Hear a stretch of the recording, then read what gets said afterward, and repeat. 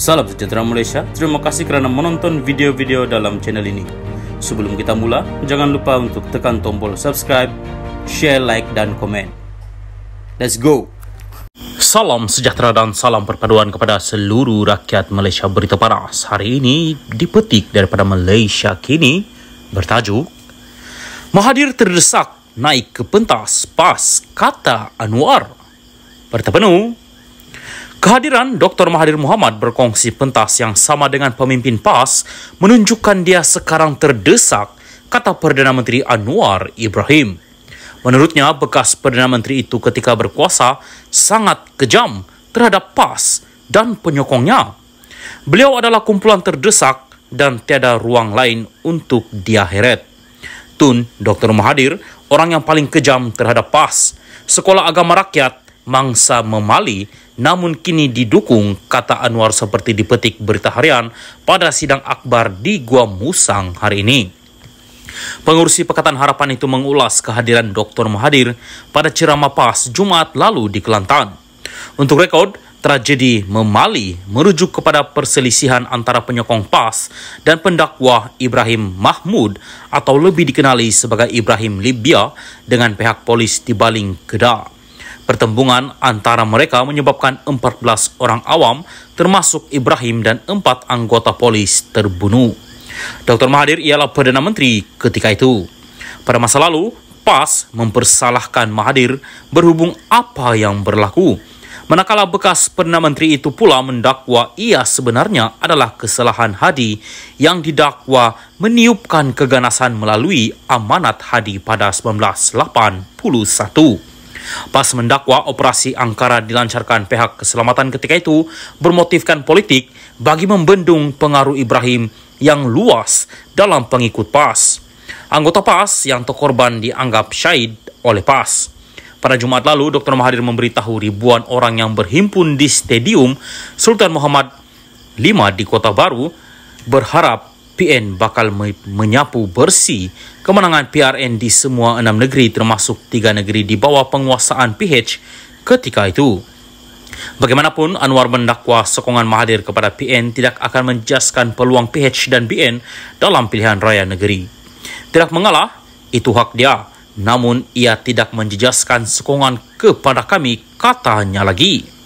Sementara itu, Naib Presiden PAS, Mohd Amar Abdullah, membayangkan parti itu sudah memaafkan kesilapan lampau Dr. Mahathir. Saya harap dengan kemasukan beliau, Tun M bersama kita PN dapat membersihkan kesilapan-kesilapan yang telah dilakukan sebelum ini, katanya lapor Sinar Harian semalam. Mohd Amar juga dipetik berkata dalam sejarah Islam, semua orang yang masuk Islam sebelum itu pernah mempunyai banyak masalah dengan Islam, contohnya melawan Nabi Muhammad. Namun selepas pembukaan kota Mekah, Abu Sufyan, Khalid Al-Walid dan Wahsy telah masuk memeluk Islam. Kalau kita tengok, Wahsy bunuh bapa saudara Nabi Hamzah Abu Muttalib. Jadi bila dia Tun M sudah berubah, kita terima. Sejarah itu nak buat macam mana, jelas jangan lagi.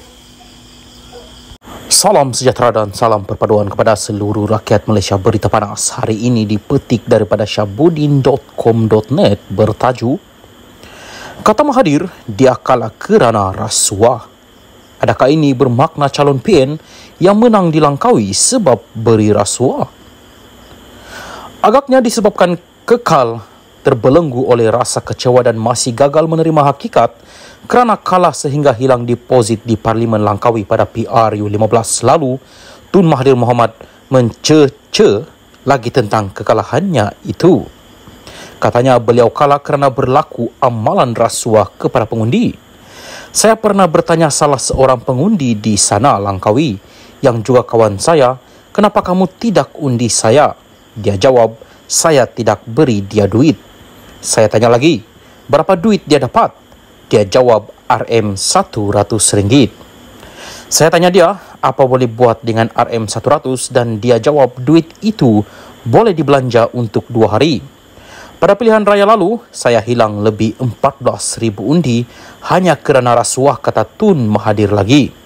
Mengulas lanjut, Tun Mahathir berkata, pengundi seharusnya lebih bertanggung jawab terhadap negara dan tidak tunduk kepada politik wang. Jangan buang undi sebab kamu dapat duit rasuah. Nasihatnya kepada pengundi menjelang pilihan raya negeri PRN pada 12 Ogos nanti. Kepada Tun Mahathir, lain kali cakap biar terang dan jangan dengan ayat yang tergantung. Mendakwa berlaku amalan rasuah kerana kala memanglah mudah. Tetapi, siapa yang memberi rasuah itu? Adakah ia dilakukan oleh calon PN atau calon PH dan BN? Kalau beliau boleh bertanya kepada seorang pengundi Langkawi yang juga kawannya yang dikatakan menerima duit rasuah itu, kenapa tak tanya siapa yang memberi, siapa yang jadi pemberi duit kepadanya? Tetapi dengan mendakwa beliau kalah kerana rasuah, tak secara langsung bermakna calon yang menanglah yang melakukan rasuah itu.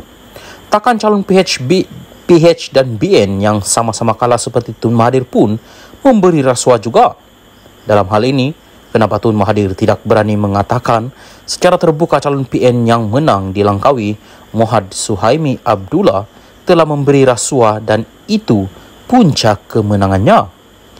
Adakah kerana Tun Mahathir sekarang sudah berbaik dengan PN dan bersatu, maka ia tidak berani disebutkan secara terbuka?